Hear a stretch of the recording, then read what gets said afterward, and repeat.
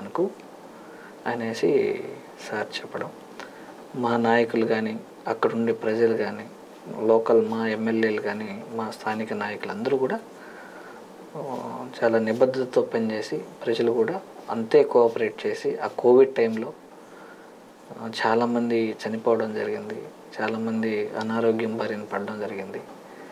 So అలా వాళ్ళందరి కష్ట ఫలితం నేను ఎంపీ కావడం జరిగింది. పార్లమెంట్ సభ్యుడు అయ్యాక ఎంత సంపాదించుకుని ఉంటారు మీరు? నాది అకౌంట్ కూడా చూసుకోవచ్చు అన్న, ఎంక్వైరీ చేసుకోవచ్చు.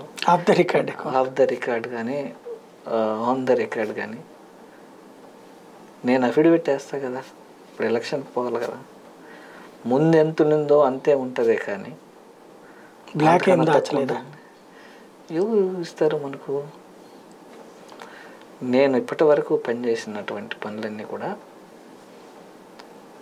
ప్రాంతం కోసం పనిచేశాను, అట్లా వదిలిపెట్టేశాను. కానీ ఏ ఒక్క కాంట్రాక్టరు, ఏ ఒక్క లాబీయిస్టు, ఏ ఒక్క ఇది కానీ మా ఆఫీస్కి వచ్చింది లేదు, పేద ప్రజలు తప్ప.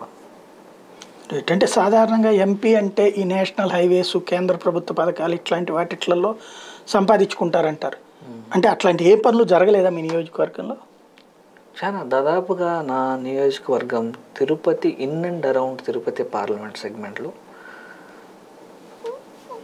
జగన్మోహన్ రెడ్డి గారి యొక్క నాయకత్వంలో ఆయన ఆదేశానుసారం మా ప్రభుత్వం పనిచేయడం జరిగింది.